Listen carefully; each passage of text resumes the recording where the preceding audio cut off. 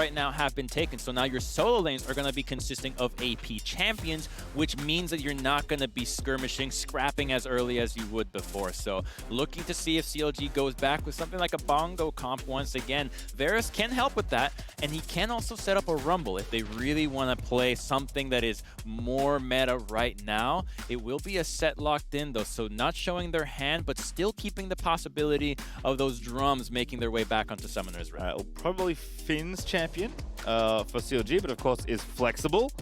We'll see what Fly want to do though, because again, like, don't have his... Oh, Gwen's up. Okay.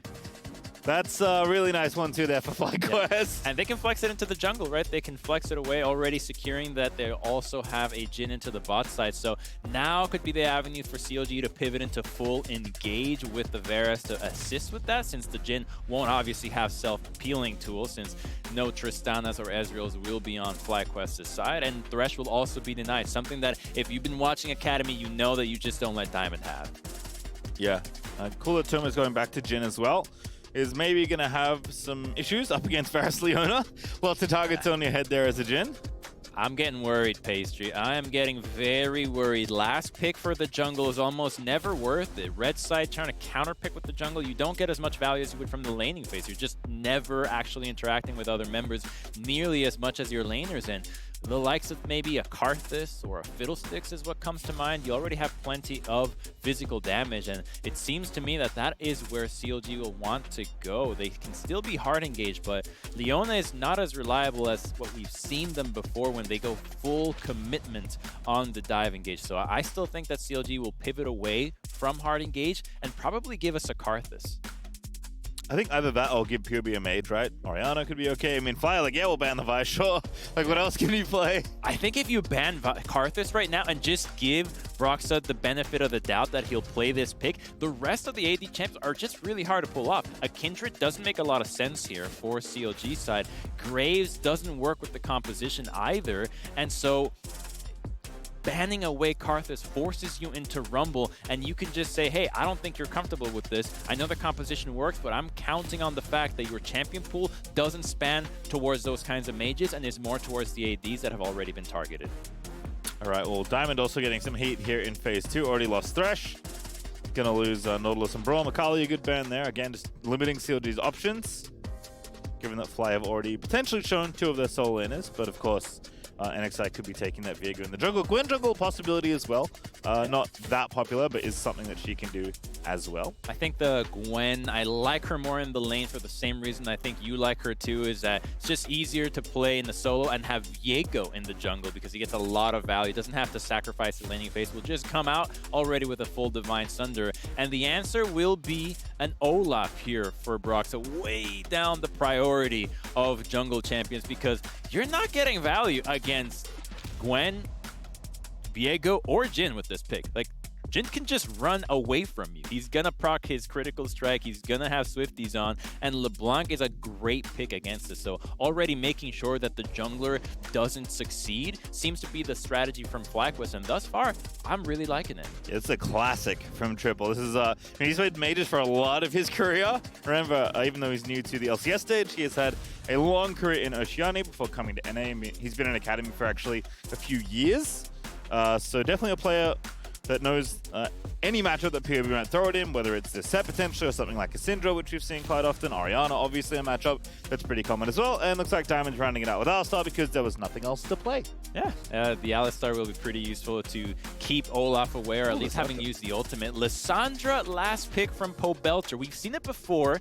He did play with the Vi last time, so making sure there was plenty of engage. It's a decent matchup into the LeBlanc, but LeBlanc can outplay it. LeBlanc will have priority in this lane. Pobelter is just counting on the fact that if he can catch triple with the ultimate, with his W, when he goes in, he'll never go out. It's got some decent 2v2 potential, but Lissandra can go over walls, and normally she's paired with a jungler that does so as well, whether it's Rek'Sai or Lee Sin. With the Olaf, that synergy isn't quite there. Yeah, this does kind of feel like a battle of top side versus bot side.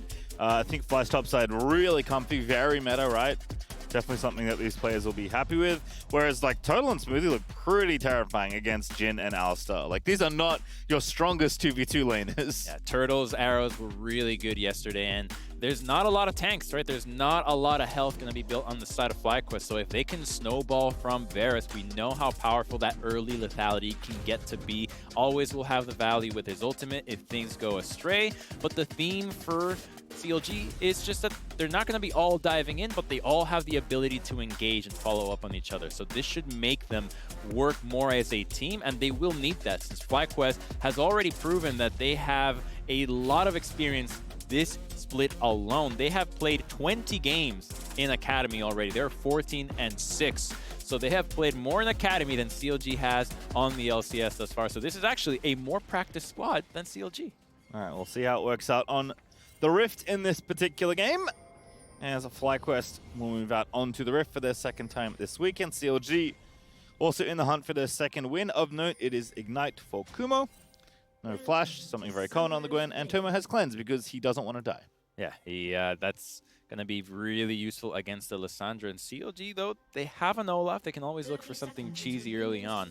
They will just be playing to defend topside. Not sure why they fanned out that way without looking for an engage. Now they'll just go back to defend their own side of the map. They should know, though, that FlyQuest has no business invading level 1, so they can walk safely into these brushes, knowing that with triple in the mid lane, the chances of FlyQuest being in a 4-point formation elsewhere are just too low. Yeah, Diamond spots one, gets the info that there is a ward on the Raptor camp. Nothing they can do to stop it, but at least knows that that vision is there. Diamond even going to ward late here to maybe look for any potential very late invades. But it looks like it's just going to be a trade of info. In fact, Smoothie and Total going to get spotted again. Yeah, we get to watch Diamond on the pro view. I like watching Diamond, and you'll love to hear his interviews as well. You wanted violence in the LCS. You wanted words being thrown at each player. Well, look no further. Diamond's your man. He's won Academy on Cloud9 before, and he won it alongside Tomo. So this is actually a pretty accomplished Academy team. It's not just your regular Academy squad. You've got a lot of experience here. Yeah, we have a bit of time, so I'll touch on it. This is the coolest thing to me about this iteration of FlyQuest is like these players all came from very different places. You know, Kumo and Kumo's like a veteran of Academy alongside Triple now, who obviously had a majority of his career in Oceania, including going to Worlds and such, right? So he had a lot of experience, both domestically and internationally. Tomo was a collegiate player that got pulled into Academy alongside Diamond, who's another Academy veteran, and NXI is your Scouting Grounds MVP from last year. So it is like a really very wide mix of players that have all come together to form a very cohesive-looking team. Yeah, it's really reassuring, too, that the team can develop the way they have in a league that wasn't quite the LCS. So I am rooting for this all the way. Having cast last year of Academy with you, I am always looking forward to seeing how well these teams can perform because the players themselves don't have high expectations except to play the way that they have every single matchup before in the regular league, and I think that really is an advantage over other teams. Emily touched upon it. She likes to see that these teams just want to play their own game, and when they have never played in these leagues, they can't do anything else but fall back on their own patterns that they've developed playing in Academy, and it turns out that if they viewed the game the right way, those old patterns will get you the dubs. All right, well, Triple actually getting pushed in early on. POB playing pretty aggressive down on Lissandra, but making good use of the early cues there as NXI going to go ahead and take the armor off the Scuttle Crab. Charges up the Spectral Maul long enough for the stun. Pobelter also getting a deep ward. That's some very nice vision that Pobelter is going to provide. Yeah, and just trying to scout out where NXI will be. They know that Raptors will be down, and so that allows Broxah to maybe path into the red side if he wants to go for anything else, or just take a quick recall knowing that, well, his own laner will be safe from the extension of the vision. It's going to be a quiet game in the beginning until Pobelter hits level 6, and then the violence will begin because you need to be playing to Lissandra's ultimate, almost guaranteeing a kill every time she has that available. So that will be the cue for CLG. It's something that they're used to. Same thing goes with playing Vi and all these ultimate reliable engages. When you have them available, you need to use them. It's kind of the same idea behind Nocturne, who's so popular right now. When you hit 6, you gotta be hunting for plays. All right, well, so far so good for CLG. As far as the early game goes, they're actually 500 gold ahead just from farm. That's mostly the bot lane and the mid lane, although mid lane is evening out a little bit more now. Finn also getting a nice big wave stack, so he's ahead. But Kumo should be able to catch all this as long as he doesn't get dove, and he does have a ward to investigate that possibility. Should be just fine here as Finn's going to take a recall. It's an opportunity to practice those last hits. Let's see, does he actually get to catch them all? So far, so good. One more snip here. Okay, looking good, Kumo. Oh, baby. Solving the puzzle. Yes. He is, in fact, a... You cursed. He needed to auto-cue that. All right, all good, all good. Kumo getting almost all of them. And as you can see, Finn going to walk back. So not going to burn the TP. I think that's pretty sensible here, but top lane's going to be just fine. In fact, for the most part, lanes are just trading farm back and forth. It really is WildTurtle and Smoothie that are getting their kind of expected lead. And don't forget, you can tune in tomorrow for next level. Ooh. It's going to be a good time. Yeah, that's... I want to see what new strategies I can take to run down my solo queue games. So I appreciate that this content is coming out. I no longer have to innovate. I can just watch someone else do it. All right, well, POV going to clear this ward. Not 6 just yet, and Smoothie going to group up alongside Broxah for this dragon. This is kind of a tale as old as Olaf in many ways. The dragon is up for 6 minutes. You're on Olaf. I will take it. Absolute trademark of this pick. So looks like CLG and Broxah have not missed a beat in how to play this champion, but normally when we had seen the dominance of Olaf, it did involve a lot of action early into the game, taking advantage of the Conqueror and his lifesteal to make sure that you win duel after duel. FlyQuest taking the play. 3v2 TP in for one, but a counter TP there for CLG. NXI going to get out of there. Pobelter with the ulti is not someone you want to mess with. Yeah, you do have numbers advantage, but Lissandra defending a dive with ultimate available, way too risky. So they back off, and they can return to the mid lane, and at least they now free up more playmaking in the mid lane as Triple can get to push this wave back, and they won't have Pobelter to deal with roaming to the bot side of the map. I like this itemization from Triple. His first spy is going to be those Merc Treads, making sure that he can lane safely against Pobelter and maybe roam up and just be more aggressive than he would have done so without this item. Yeah, really nice for Fly. Not only to, set up the play and go for it, but I think back off at the correct time as well, not wanting to overcommit. So, this is the team that will go for plays, but not going to go for every play. And you got to test the waters. You got to see, all right, CLG, you're paying attention. Are you going to use your TP to help your top laner out? Because sometimes they'll bait you. They'll tempt you into trying to go for the dive without burning it early. And that's the times where instead of turning into a 3v2, you wait too long, and it's a 3v1 times 2. So FlyQuest still being assertive, and it's something you like to see from your academy teams, just from any team in general, wanting to be the first one to make the play. And so far, they have that over CLG. Finn with a nice pullback there, trying to trade it up. Ulti actually have a Kumo Ignite there as well. Diamond roaming up. Kumo going to try and dodge up, but Finn already popped the W, and now Diamond's up here. But do they have enough? Pobelter's roaming up as well, so again, FlyQuest have to back away. Good roam from Pobelter, protecting the top lane. I don't think Finn would have chased, but it was necessary that he followed, or else FlyQuest would have committed Diamond's Flash and Ignite to go for that kill. So he'll just chill here in the top side, and he won't be wasting his time. He can lay here, he can drop down some early vision, and make sure that FlyQuest can set themselves up for a Rift Hill. It's already 2 plays that FlyQuest have attempted to make, and CLG have answered twice. Yeah, really nice counterplay there from CLG, and this is not helping Tomo in the bottom side of the map, with Diamond leaving the lane for a pretty extended amount of time. Broxah are actually going to sweep out the ward, so there's 2 nice control wards on the right side of the map for CLG, as Diamond continuing to try and stay active here, as WildTurtle or 1v Tomo. Yeah, a nice little triangle there, as Pobelter is going to get mildly chunked, but it's Aftershock Lissandra with ulti and flash up. It's very, very challenging to do anything. It's a Bermuda Triangle of vision there for CLG, where nothing out of FlyQuest can make it through. That one control would at least allow Diamond to roam here, but until they clear the one at their own edge of red buff, it won't mean much.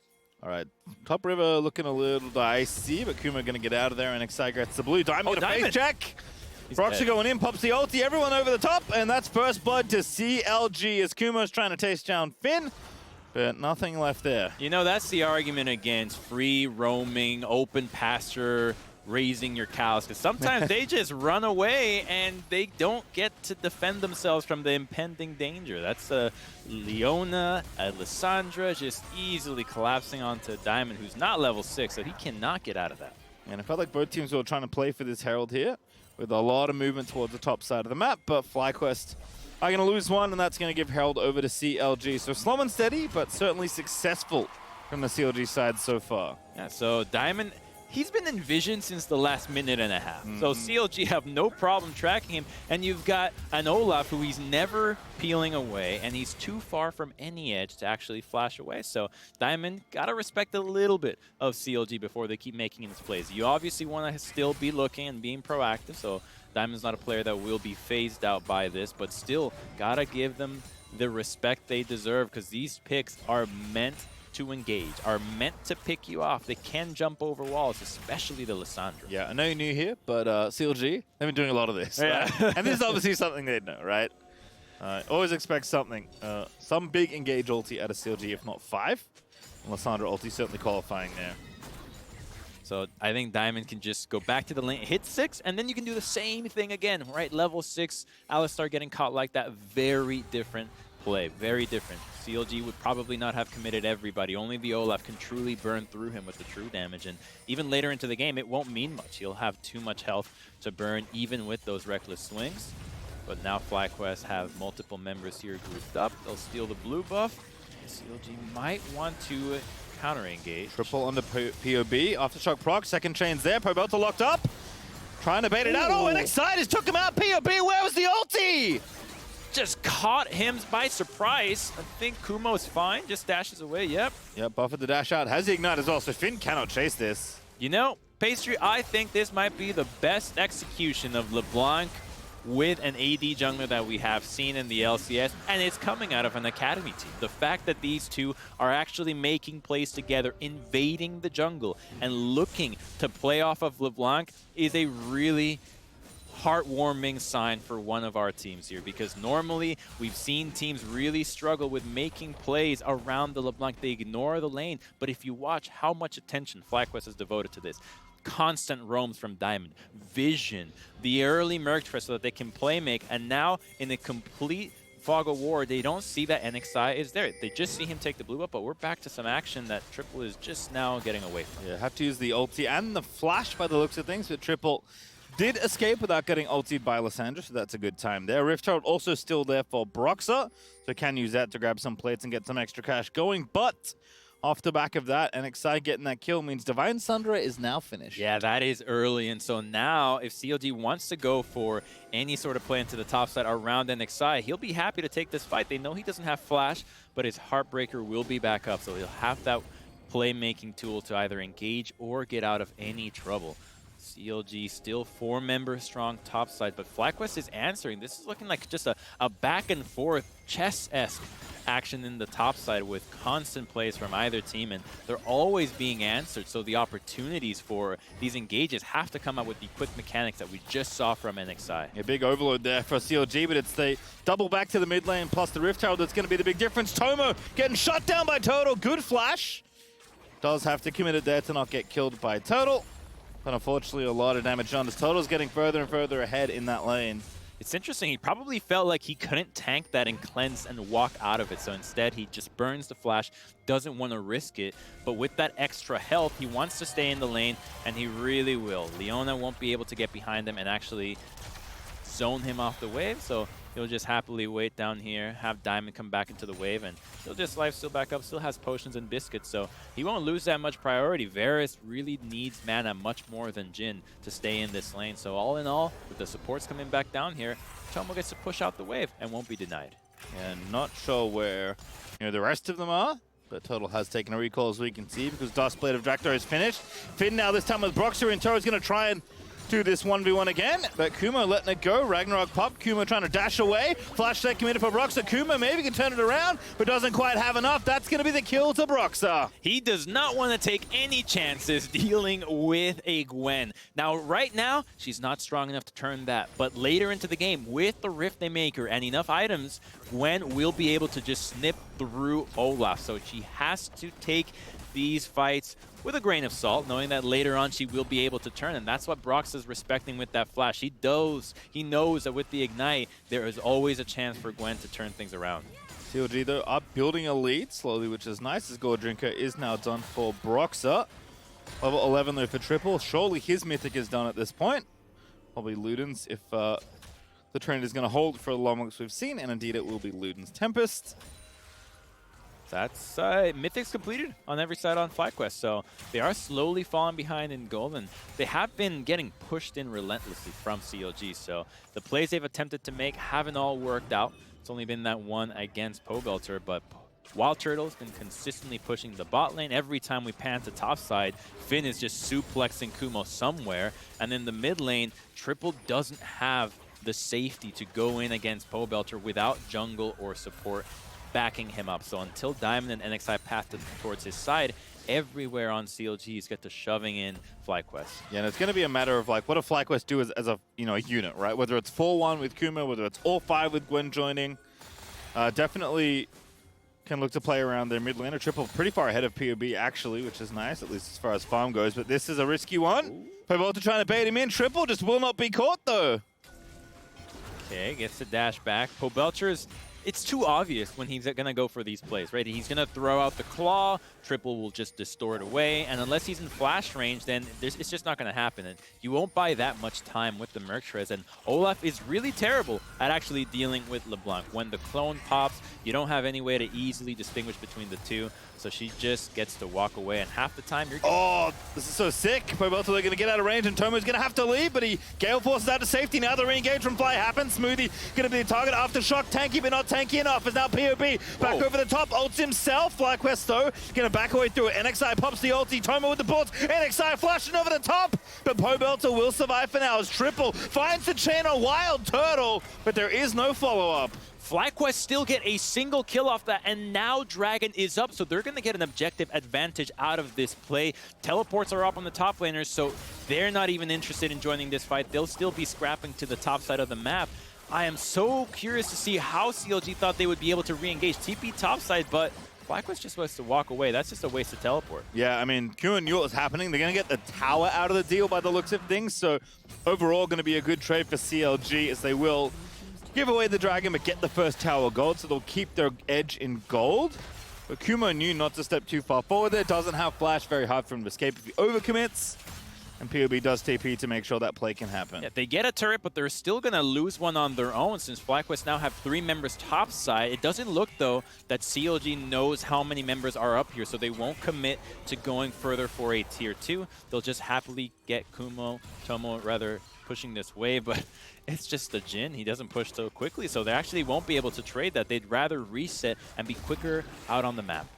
The Herald now going to be taken for CLG, so FlyQuest do need to trade for something here. But NXI basing in the bottom side of the map means that it's not going to be the tower trade. So overall, even though Pobelter did have to commit that TP, overall trade's looking very nice for them. Yeah, CLG lose a few members on that fight, but still are getting what they want. Now with this Rift Herald, they could easily pop it into the mid lane for a tier 2. They won't need it for this. Jin's wave clear is just too low to deal with this wave and how low this turret is. So CLG, if they can open up the map, it'll mean so much for them. A Lissandra that doesn't have to worry about these tier 1s, has the whole map open for her, and her ability to just surprise you over the wall is exactly what you're counting on for these engages that snowball before Quicksilver is bought. All right, well, Triple now trying to at least get a trade back. FlyQuest know they need to open up the map, but Finn is going to finish filling the outer ring. And now Kumo's caught in a very tricky spot, but a nice dash there escapes the incoming axe. But this Rift Herald is going to be a bigger problem here. Again, the secondary towers recently worth quite a bit more gold. This is a very valuable trade once more for CLG. And of course, with the Herald, they're always going to be first to win this play.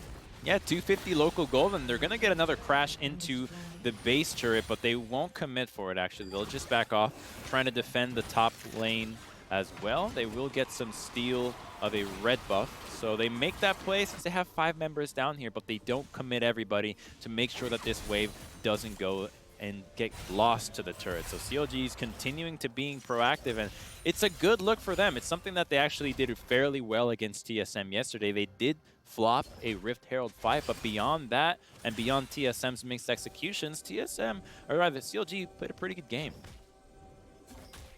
All right, well, CLG, again, still ramping up. 2 minutes 25 until the next dragon is up. Flyer on pace for a relatively quick soul. Not the fastest possible, of course, but they'll take it. Certainly that's, at this point, the objective they kind of have to play around, right? It's the one that they've been given. And CLG have been trading so nicely, but it is going to feel tough to find avenues especially with mid lane Outer still up. But Triple, again, definitely the big point for FlyQuest right now. He's the one in the side lane trying to get the push happening. He's important because with a LeBlanc, you rarely want to be 5v5 team fighting. You're team fighting once you get super fed, but especially against the Lissandra, she is going to outshine you in these 5v5. So it's important that LeBlanc gets to have skirmishes or just regular 2v2s, but here we go, gets caught. Another chain, Triple Dog going to get out. The Merc Tread's coming in clutch. 2 TPs from either side as Finn will pop Stride Breaker as he goes through. Diamond can't slow him down. And so it looks like just a trade of cooldowns there as both teams back away. The life of the AD carries. The rest of the team's always 4v4ing while Tomo and WildTurtle are just in a 1v1 this whole time. Trying to catch Finn, but he's too fast. Chains won't connect. He's by himself, but there's no threat until Diamond and Triple are in range. Yeah, Zhonya's now done for Pobelter as well. I imagine Triple has gold to spend and does need to reset somewhat soon to make it back in time for this dragon fight, but CLG again, they've just got so much control of the map. In general, they've got all these wards in that river.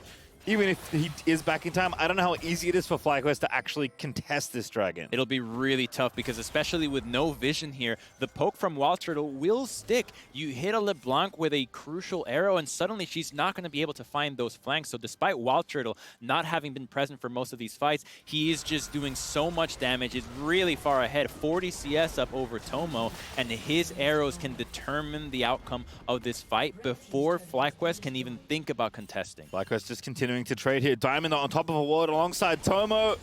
This could be disastrous. Oh. They back away. I think they know, oh, they're a little too close. Gonna have to get out of there. Okay, so Triple gets to base. He'll probably TP back with a Void Staff completed. There's already a lot of magic resistance on the squad, so he's joining up 10 seconds onto the Dragon. But now, when he TPs back, CLG knows where the flank angle is coming from. Triple has joined the squad. It'll take him too long to reposition, so CLG is happy to stay clumped and take whatever fight FlyQuest presents. Kumo a bit late as well, so FlyQuest need to buy time, but CLG are already on the objective, but FlyQuest staying threatening here. Kumo is going to be spotted. Triple over the side is going to try and find the angle. Perhaps just a smite fight for the Dragon. Smoothie going to lock up Kumo though, and Kumo is going to be crushed. Into Stacy goes. They're going to try and get the Drake and get away with it. It is NXI that takes it. Kumo living for a decent amount of time. Now a 4v2 for the rest of CLG as Finn finds a massive W, but FlyQuest get a kill. And now Tomo unleashes on Broxah. He has to flash away. Last bullet's good. Ooh. Pull back there from NXI. He stole it off the Sett. And now Fly going to look to turn it back around, but NXI has been slain. Diamond will fall as well. I thought Fly had it, but they lose that fight. So many small little mistakes happening from each team that everyone is capitalizing upon. CLG split off. The Dragon resets. They all try to collapse against Kumo because he doesn't have flash, because he's such an easy target to go after, but they give up the Dragon. Now FlyQuest is at soul point, and at the same time, they're not entirely on the same page because two members are committing to this fight. So they engage onto the Gwen here, but Broxah and Finn are on a different page. They're willingly walking into a 2v4. And yes, big haymaker, half of Tomo's HP, but it's a 2v4. You're just not going to win these kinds of fights. So FlyQuest smells blood in the water. They think they've got it. NXI with the ultimate, but Broxah already has a Sterex gauge. He gets to survive. Triple doesn't have enough burst without the ultimate available. And so with Tomo hanging so far back without his ultimate or without any range of auto-attacking anybody, ends up having FlyQuest losing more members in a fight that they thought they'd get the game from. All right, well, 4,000-ish gold down now on the FlyQuest side, but still moving towards that soul, which can kind of recoup a lot of the difference that the gold advantage can bring, but getting the Soul Dragon's going to feel tricky, to say the least. Again, FlyQuest still haven't opened up that central point, although that mid tower is pretty low, but there's just going to be a constant threat of this Baron for the next 3 minutes before that Dragon even spawns. That CLG will kind of look to spiral the game out of control before they even need to think about any sort of contest. And you really are not going to get the kind of fight that CLG just gave you again, because their reasoning behind these hard engaged compositions has been to be on the same page. Rarely have they flopped this way. So this was a rare exception where CLG didn't have everybody on the same target, and so they'll just easily correct this and now go after every member all together. Finn by himself, though. They have to know that the rest of them are here, and now they'll see it, but Tomo actually going to get the ulti. Chain is good. That's a kill. Tomo finds it. Fourth bullet not even needed. Smoothie gonna get tagged by the last one, and that's an oopsie from CLG. Too far. Finn overstepping, thinking that he's strong enough to survive, but they're going after NXI. NXI, ulti's out, very nice. And now Diamond over the top, Hex Flash, but the Ragnaroking Olaf is not the one you want. Wears up, but he's not in range for the W-Pulve combo. So FlyQuest will have to maybe try something else here. Mid lane again, they'd love to get it if they can, but CLG are in time to defend. It's a decent attempt from CLG, knowing that even though they lost Finn, there still was an avenue to look for a play, but Pobelter crucially wasn't there. He split up away to the top side of the map, so he wasn't able to keep NXI locked down. They get the Heartbreaker, but it won't matter since the next fight will be more than a minute away. That cooldown will be back up. CLG need to keep in mind, the reason that last fight was almost entirely lost was because of the same mistake we just saw now. Getting too split up, not being grouped up. If they just death ball 5v5, there's not much FlyQuest can do. All right, well, Hourglass now for Kumo as his second item. To me, kind of says, I want a team fight. Whether they should or not is maybe a different question, but definitely FlyQuest recognizing that they are likely going to have to meet CLG in the 5v5. I'm seeing the theory behind it, which is just I want to survive long enough to snip through everybody, because Gwen loves when targets are in melee range of her. The true damage becomes so easy to hit, so if she can just buy enough time to get another instance of a fully stacked snip, she's going to be able to heal back up and survive through the initial engage of CLG. So there is a way for this Hourglass to really work out for Kumo, and if he wants to flank like he did last time, well, it also allows him to buy time for his team with the stasis. All right, Soul Dragon, 45 seconds now, Crumbzz. FlyQuest grouping up. Broxah has been caught. We're going to be forced to ulti out. No, it does not, but the Sterix is there. Now Tomo going to let it rip, and Smoothie going to have to protect Broxah, but this is nice here for FlyQuest. Zoning out the enemy jungle, getting some poke down. They won't get the tower, most notably, but they will get vision first around this dragon. But crucially, Broxah has red buff. He's healing back up. Look at that, plus 27 every half second. He's back to full HP already, so all that damage they laid onto him doesn't matter. He's back at full HP, so you just gave up an ultimate from Tomo that was very important this last fight, and now Triple will have to find that damage again. Hopefully on the target that it'll actually stick. Until Broxah's red buff wears off, that poke just won't matter. All right, so Fly have the vision advantage now, but CLG are just going to charge through together. And Triple's going to try and find the angle. Tomo, again, can also maybe poke down a little bit. CLG just sticking together. They know that FlyQuest don't want to fight them in any sort of head-on 5v5. They have that ward on the left, so it's seeing three members looking for the flank. CLG can constantly walk up to Tomo and Diamond, knowing that they have to retreat. We're back to the same position as the earlier fight. Yeah, but now you can't start the dragon. Yeah. Like, if it gets stolen, it's a little dicey. CLG going to tempt them in. NXI, ooh, sneaking into the back brush. Now going to reveal himself, pops his E. That's a lot of space to walk around in the mist, but now NXI is a little stuck. Triple going to try and poke them down again. The Luden's Q still charging in. FlyQuest, though, they're committed for something. They are going to make a play for this Soul Dragon. Okay, some poke. This is good. Yeah, again, Sterix Gauge pop for Broxah, pretty low. And now Fly committing to the Dragon. Broxah over the top. He does have flash. Maybe just going to have to be a steal. Pobelter going in. Finds it first there as Kumo is going to get shredded. Zoni's is good. Smoothie getting taken out, and Triple will take him out. But the Dragon goes over to CLG, and who's going to win the rest of the fight? It's Ragnarok popped. It's NXI getting chased away. It's Triple. Maybe a little too low, but he's going to live. Actually in the brush now, recalling away. Can TP back through as Tomo is going to pop it there, gets queued up by WildTurtle, holds it, Triple again, TPing in, trying to find the pincer maneuver. Tomo, Gale Force again, Triple making a big play, onto WildTurtle he goes, and Triple will find the shutdown. And CLG now forced to run, Tomo flashing in, FlyQuest exploding on the back end of the fight. They could go for Baron after this. They lost the soul, but they still have a Baron with 40 seconds up on Broxah. There's no chance of a steal. FlyQuest make the play happen. CLG committed everyone to going after Tomo, because with Kumo, since Tomo is a Jhin, he just can't kill tanks. So as long as the Gwen dies, they know their beefy front lines will survive. CLG trying to make a last stand. They're posturing for it, but this will be suicide if they attempt it. That's only a fight, or like a miracle steal. They have no way, they have no jungler, they have no hope to take that one away, and FlyQuest will successfully secure the Baron. So now the game is back to even.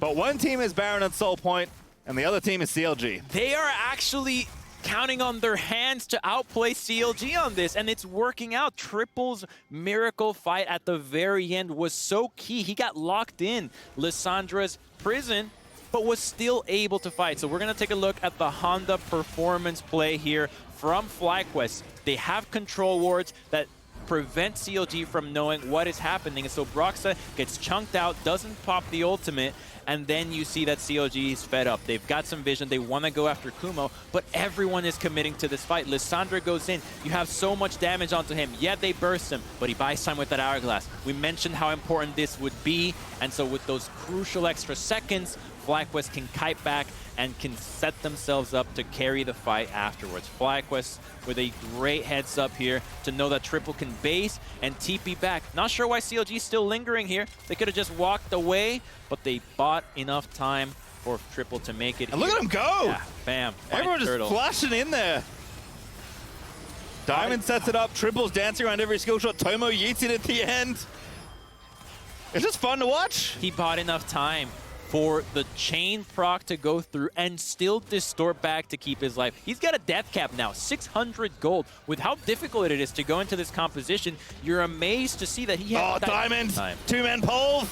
Follow up from Tomo, the man don't miss very often. Smoothie gonna get crushed down by Kumo's, not even, I don't know what that was. Pobelter trying for the flank, but Triple will make you pay for that one. Pobelter is gonna go back. Where did he go?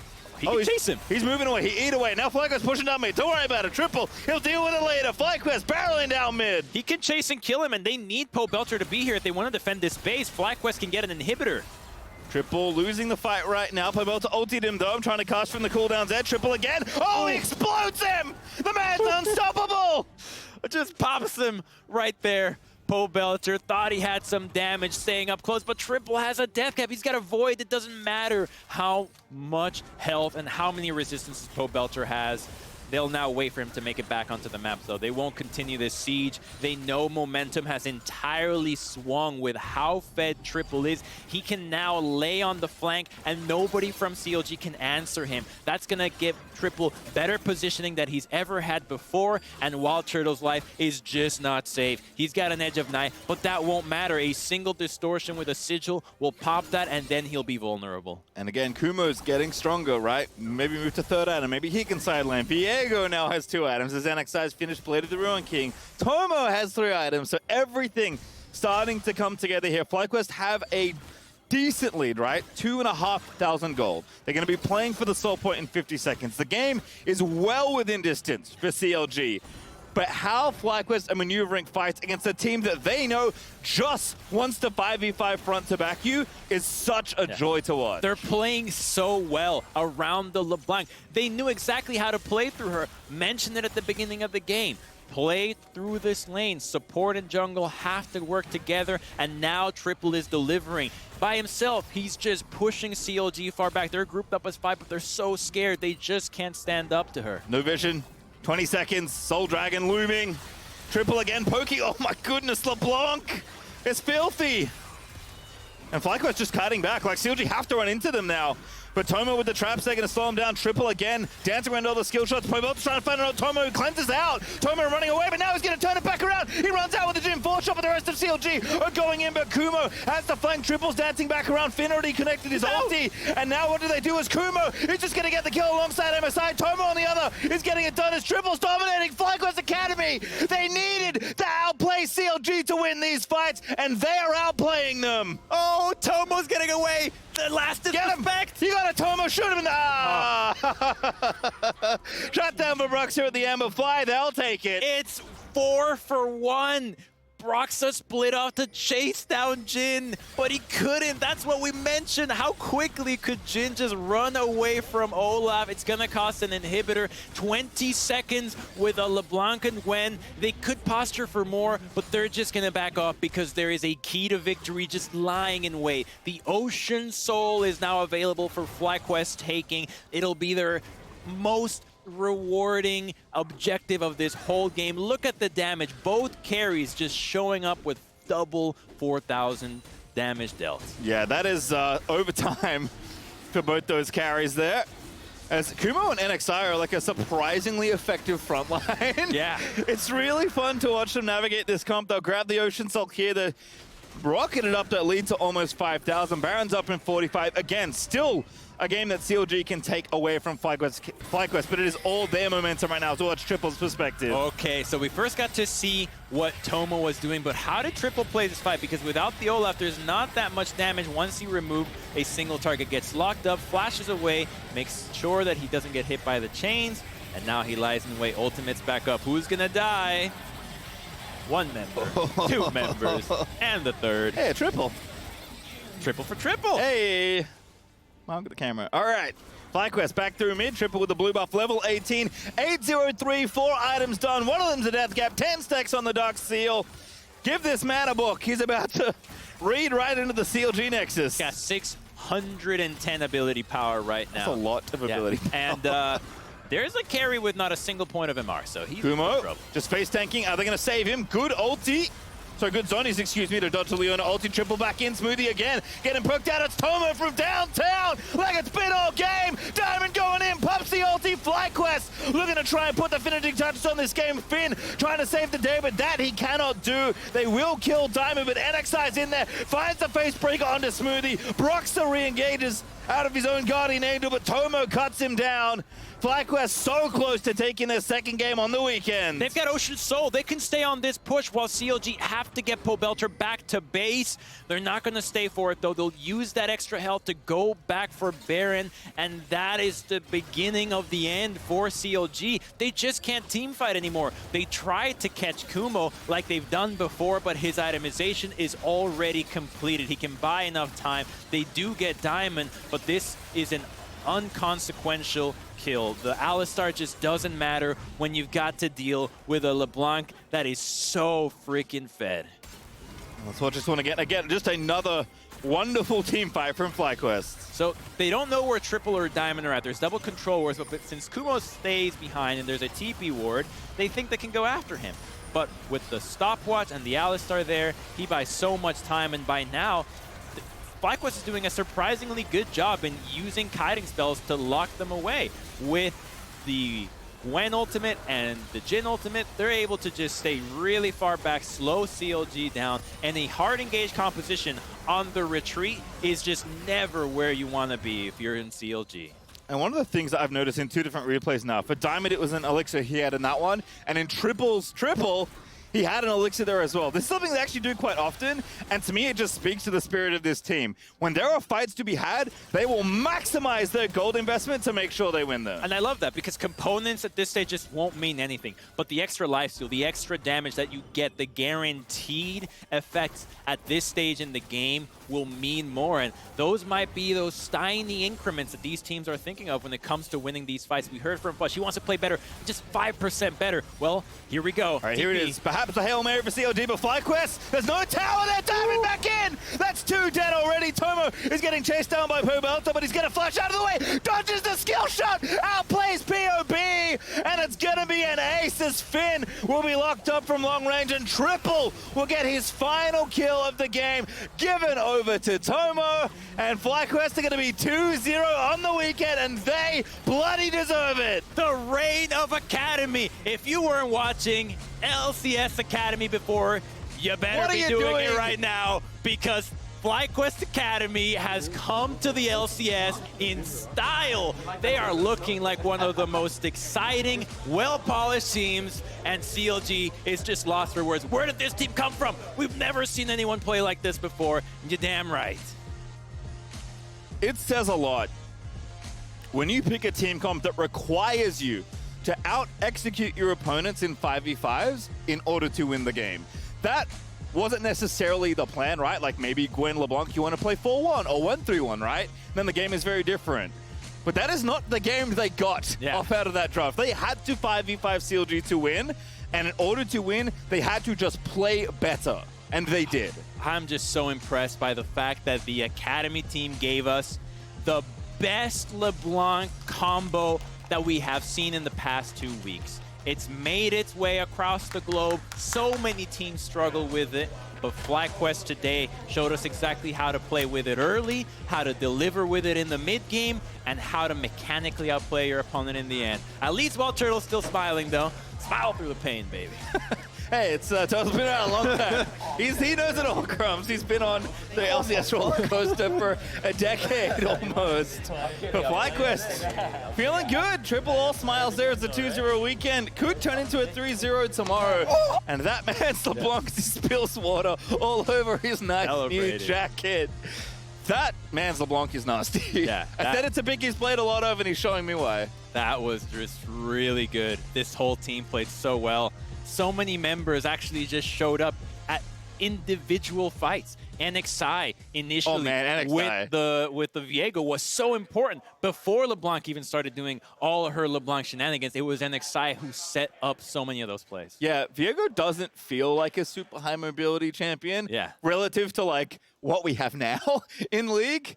But man, when the cooldowns are low and the game is late and the player knows what they're doing, NXI was just gliding through team fights. You mentioned how well Viego can tank surprisingly before having any... Both Gwen and Viego was like, oh, we'll tanks, I guess. Gwen tanks with the invulnerability. Viego has an untarget ability. Every time he gets these possessions, you get those single kills with the burst from LeBlanc. Suddenly, he buys 1.5 seconds of time, has a new lease on life, and can continue to stall out a fight. All right, well, that's enough from us. We are going to send it over now to Dash for the Verizon post-game interview alongside